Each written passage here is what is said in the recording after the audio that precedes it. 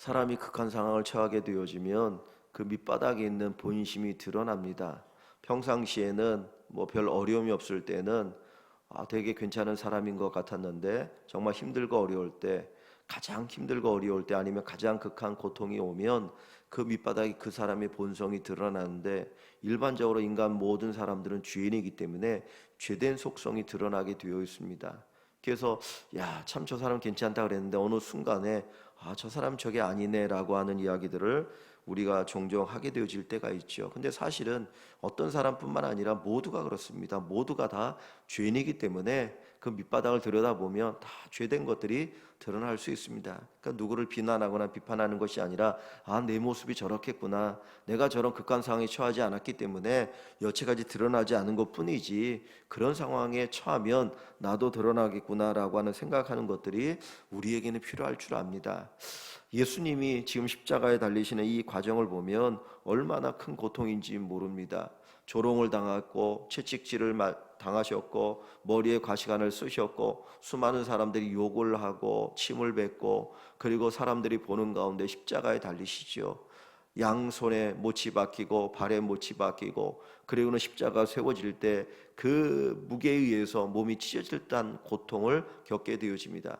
그런데 우리가 아는 것처럼 일반적으로 이런 어떤 아픔을 겪을 때 처음에가 가장 아픈 것입니다. 좀 시간 지나고 나면 좀 익숙해질 수도 있고 고통을 덜 느낄 수도 있지만은, 십자가에 못 박히거나 어떤 어려움, 고통을 딱 처하게 되면 그때가 가장 큰 고통과 아픔이 되어집니다. 그러면 일반적으로 이 극한 상황 속에서 인간의 본성이 드러나야 되겠지요. 내 안에 담겨있던 것들이, 내 안에 악에 있던 것들이 드러나야 되어집니다. 그런데 오늘 본문에 보면 예수님이 십자가에 달리셨을 때 첫 번째 그 예수님의 입에서 나온 말씀이 34절의 말씀입니다. 성경을 보면 예수님께서 십자가에 달리셔서 7가지의 말씀을 하십니다. 그래서 그걸 가상칠언이라고 이야기하는데, 그 7가지의 주님이 말씀하신데 그 첫 번째 말씀이 오늘 우리가 읽은 본문 누가복음 23장 34절의 말씀입니다. 예수께서 이르시되 아버지여 저들을 사하여 주옵소서 자기들이 하는 것을 알지 못함이니이다. 예수님께서는 그 첫 번째 그 입에서 내놓으신 그 말씀이 뭐냐면 아버지여 저들을 사하여 주옵소서 자기들이 하는 것을 알지 못함이니이다. 용서에 관한 말씀을 하고 계십니다. 즉 용서를 위해서 하나님께 기도하고 있다라는 것입니다. 자기를 조롱하고 자기를 때리고 자기 머리에 가시관을 씌우고, 그리고 십자가에 못 박고 있는 사람들, 그리고 십자가 주변에서 끊임없이 지금도 예수님을 조롱하고 모독하는 그 사람들을 향해서 예수님은 하나님 앞에 기도하는데 저들의 죄를 용서하여 주옵소서 자기들이 지금 뭐 하는지도 모르고 있습니다 라고 하는 그런 기도를 드리고 있다라고 하는 것이죠. 우리가 누군가를 용서할 때 그 사람이 알면서도 그 일을 했다고 하면 용서가 잘 안 될 것 같아요. 알면서도 했다고. 그런데 모르고 했을 때는 그래 모르니까 용서할 수 있겠지, 그 용서가 되어질 수 있는 부분이 많지 않습니까? 오늘 예수님의 기도는 그런 기도입니다. 저들이 하는 짓을 지금 모르고 있습니다. 저들이 나를 십자가 못 박고 있는데 이것이 얼마나 큰 죄인지, 이것이 뭔지도 모르고 하고 있는 분별하지 못하는 저들을 하나님 용서해 주십시오. 그렇게 불쌍히 여기는 마음을 가지고 기도하고 계시는 것입니다. 예수님의 첫 번째 십자가의 말씀은 용서에 관한 말씀이었습니다. 용서에 관한 말씀, 용서해 주십시오, 용서해 주십시오, 용서해 주십시오. 이 말씀이 예수님이 이 땅에 오신 목적을 보여주는 거죠. 예수님이 왜 이 땅에 오셨는지를 분명하게 보여주는 말씀이 이 첫 번째 말씀입니다. 하나님, 내가 이 세상에 온 이유가 뭡니까? 인간의 죄를 용서하기 위해서, 제물로 바치기 위해서 내가 온 것 아닙니까? 그러니 하나님, 나를 받으시고 저들의 죄를 용서하여 주옵소서. 그것이 바로 예수님의 기도였고 예수님이 이 땅에 오신 목적을 보여주는 말씀이 첫 번째 말씀인 것입니다. 예수님은 저와 여러분의 죄를 용서하시기 위해서 이 땅에 오셨습니다. 예수님께서는 이 땅에서 많은 말씀을 하셨지만 그 가운데 용서에 관한 말씀들을 또 하시지요. 그 용서에 관한 말씀을 하실 때 내 원수를 사랑하라, 원수를 사랑하라. 야, 너를 사랑하는 사람 사랑하는 건 누구나 할 수 있어. 니네가 욕하는 세리들도 그런 사랑할 수 있어. 그러니 너희는 너희를 미워하는 원수를 사랑하라고 말씀하시지요. 또 너를 박해하는 자를 위해서 기도하라. 우리는 나를 사랑하는 사람만 위해서 기도하려고 하지 않습니까? 내게 이익이 되어지고 내가 사랑하는 사람을 위해서 기도하려고 하는데, 예수님은 너를 박해하는 자, 너를 미워하고 너를 박해하는 그 사람을 위해서 기도하라고 말씀하십니다. 그런데 그 말씀 속에 보면 뭐가 담겨 있습니까? 기도에 관한 이야기들이 용서에 관한 이야기들이 담겨 있는 것이죠. 베드로가 예수님에게 물었습니다. 예수님, 우리가 형제를 몇 번 용서하면 될까요? 보통은 3번을 용서합니다. 그런데 베드로는 조금 더 인심을 쓰고 정말 인간이 하기 어려운 7번 용서하면 되겠습니까? 그때 주님께서 몇 번을 얘기하십니까? 7번씩 70번이라도 할지니라. 7번씩 70번이라도 할지니라. 근데 사실 이 말씀이 예수님께서 사람들에게 하신 설교이고, 그리고 제자 베드로에게 하신 말씀이기도 하지만은 예수님 자신의 모습을 보여주는 말씀입니다. 원수를 사랑하는 그 예수님, 자기를 박해하는 자를 위해서 기도하시는 이 예수님, 그리고 7번씩 70번이든지 언제든지 용서하시는 그 예수님, 바로 그 예수님 자신의 모습을 용서라고 하는 말씀 속에서 우리에게 보여주고 있다라고 하는 것을 알게 되어집니다. 예수님의 첫 번째 말씀은 용서였습니다. 십자가에 달려서 고통 가운데 계시면서 그 예수님이 하신 것은 용서에 관한 기도였습니다. 우리가 이 세상을 살아가면서 우리도 용서받아야 합니다. 하나님께 용서받아야 되고 사람들의 용서받아야 될 뿐만 아니라 저와 여러분들이 또 누군가에게 용서하며 살아야 합니다. 나에게 죄를 지은 사람이 있고 내 마음을 아프게 한 사람들이 있지만은 그 사람들을 용서하는 삶을 살아야 되는 것이 오늘 하나님이 우리에게 원하시는 것이고, 용서의 삶을 통해서 오히려 우리가 자유함을 누릴 수 있는 것을 가르쳐 줍니다. 주님께서 기도에 대한 이야기를 하실 때 주기도문을 말씀하시죠. 주기도문 가운데 그 한 부분이 뭡니까? 우리가 우리에게 죄 지은 자를 용서하여 준 것 같이 우리의 죄를 용서하여 주옵소서. 우리가 새벽마다 주기도문으로 이 기도회를 마칩니다. 근데 그 마지막 우리가 주기도문을 외울 때 우리가 우리에게 죄 지은 자를 용서하여 준 것 같이, 그 사람이 내게 죄를 지은 죄가 얼마나 큰지 다 다양할 수 있죠. 그러나 우리의 기도는 우리가 우리에게 죄 지은 자를 용서하여 준 것 같이입니다. 하나님, 우리가 용서하는 삶을 살게 해달라고 기도하기를 원합니다. 예수님께서 그렇게 십자가 위에 죽으시면서 우리의 죄를 용서하신 것처럼 하나님, 우리들도 그렇게 용서의 삶을 살게 해달라고 기도할 수 있기를 원합니다. 스데반은 복음을 전하다가 돌에 맞아 죽습니다.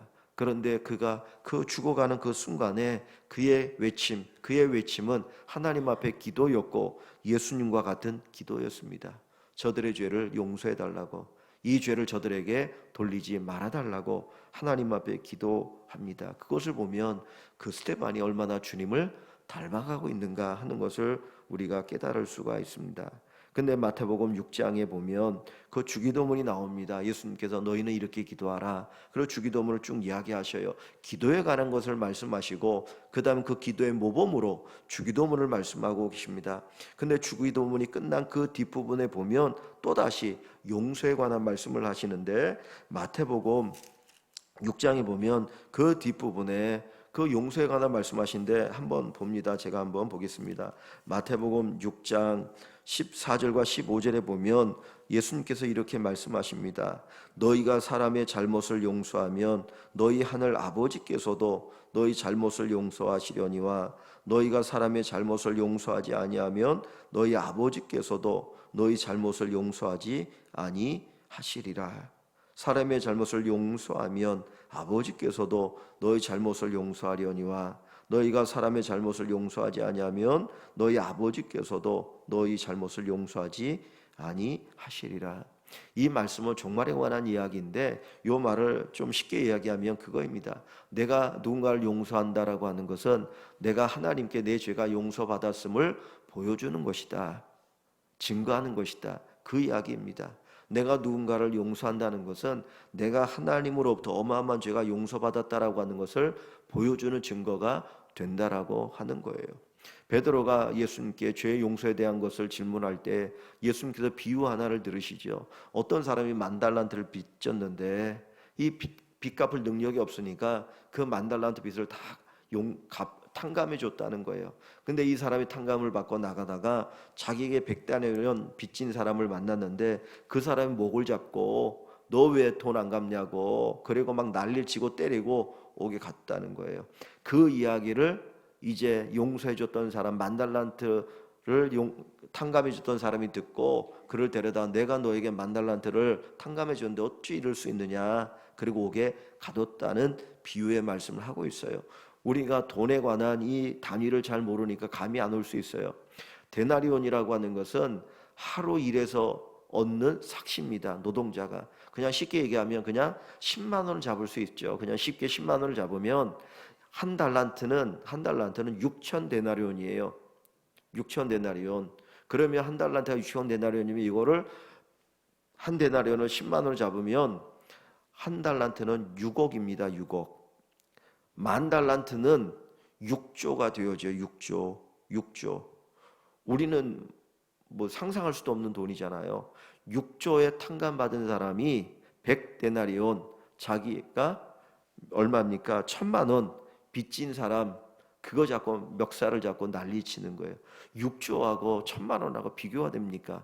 상상할 수 없잖아요. 즉 그 얘기 뭐냐면 하나님께 우리가 용서받은 것이 우리가 상상할 만큼의 어마어마하다는 겁니다. 그런데 우리가 누군가 나에게 죄 지은 거는 그거에 비하면 아주 작은 건데 어찌 그거를 용서해 줄지 않을 수 있느냐. 이게 주님의 비유입니다. 용서는 상대방을 보고 용서하는 게 아니고 하나님의 용서를 기억할 때 용서할 수 있는 겁니다. 내가 받은 용서가 얼마나 큰지를 알면 상대방의 죄를 용서해 줄 수 있는 거죠. 근데 내가 용서받은 것이 얼마나 큰 건지 모르면 우린 결코 용서할 수 없다라는 거예요. 그래서 하나님께 내가 받은 용서가 얼마나 큰지를 알고 우리가 다른 사람을 용서하는 삶을 사는 것, 그것이 바로 오늘 십자가 위에 주님께서 우리에게 권면하시는 말씀입니다. 용서받을 수 없는 죄인이 용서받았습니다. 용서받을 수 없는 죄인이 용서받고 천국에 들어갈 수 없는 죄인이 천국에 들어가게 되었습니다. 그래서 이제 우리들에게도 예수님을 닮아서 그렇게 용서의 삶을 살기를 원하고 계십니다. 우리의 힘으로는 안 됩니다. 저나 여러분의 힘으로는 결코 용서할 수가 없습니다. 예수님께서도 이 용서의 십자가를 지시기 전에 하나님 앞에 얼마나 기도하십니까? 겟세마네 동산에서 그렇게 간절히 기도하잖아요. 땀방울이 핏방울이 되어지도록 힘들고 어려운 거예요. 예수님 자신도 하나님 앞에 기도하고 십자가 달리셔서 우리의 모든 죄를 용서하십니다. 우리 스스로는 안 됩니다. 우리는 예수님의 사랑을 기억하고 예수님의 십자가를 기억하고 용서를 기억하고 무엇보다도 성령 하나님을 의지할 때 성령 하나님 우리 안에 역사하심으로 우리가 용서의 삶을 살아갈 수가 있게 되는 것이죠. 그래서 이 아침에 기도할 때 하나님께서 도우셔서 우리도 예수님처럼 용서할 수 있는 삶을 살게 하여 주옵소서. 조금 더 사랑의 눈으로 그 사람들을 바라보고 그 사람들을 품고 용서할 수 있는 우리가 되게 달라고 기도하는 이 아침이 되기를 소원합니다. 이 아침에 우리 찬송가 예전에 불렀던 복음성가 있습니다. 복음성가 있는데 그 복음성가의 가사가 이런 내용입니다. 오늘 나는이라고 하는 복음성가인데 내가 먼저 손 내밀지 못하고 내가 먼저 용서하지 못하고 내가 먼저 웃음지지 못하고 이렇게 머뭇거리고 있네. 그가 먼저 손 내밀기 원했고 그가 먼저 용서하기를 원했고 그가 먼저 웃음지길 원했네. 나는 어찌 된 사람인가. 오 간교한 나의 입술이요 오 더러운 나의 마음이요 왜 나의 입은 사랑을 말하면서 왜 나의 마음은 화해를 말하면서 왜 내가 먼저 져줄 수 없는가? 왜 내가 먼저 손해볼 수 없는가? 오늘 나는 주님 앞에서 몸둘 바 모르고 이렇게 흐느끼며 서 있네. 어찌할 수 없는 이 마음을 주님께 맡긴 채로. 이런 복음성가 있습니다. 그래서 이 복음성가를 아시는 분도 있고 모르시는 분도 있어서 앞에 띄우고 그 가사를 보시고 그 찬송을 들으시면서 하나님 앞에 하나님 내 마음을 이렇게 고백합니다. 하나님 내 마음을 이렇게 고백하오니 정말 주님이 내 안에 역사하셔서 우리가 용서하는 자가 되게 달라고 기도하실 수 있는 이 시간이 되길 원합니다. 그래서 이 찬송을 들으시고 또 이 찬송의 말씀을 새기시고 그리고 주기도문으로 마치고 그리고 기도하는 시간을 갖겠습니다. 근데 오늘은 이 앞에다가 이 고난과 연결되어진 찬송을 띄우겠습니다. 그래서 조금 기도가 방해될지 모르겠지만은 예수님의 고난을 묵상하는 그런 시간으로 가지시면 좋겠다는 생각이 있습니다. 그래서 찬송을 보시고 들으시고 그리고 그 찬송과 함께 묵상하시고 끝나고 나면 주기도문으로 마치고 그리고 개인 기도하는 시간을 갖도록 하겠습니다.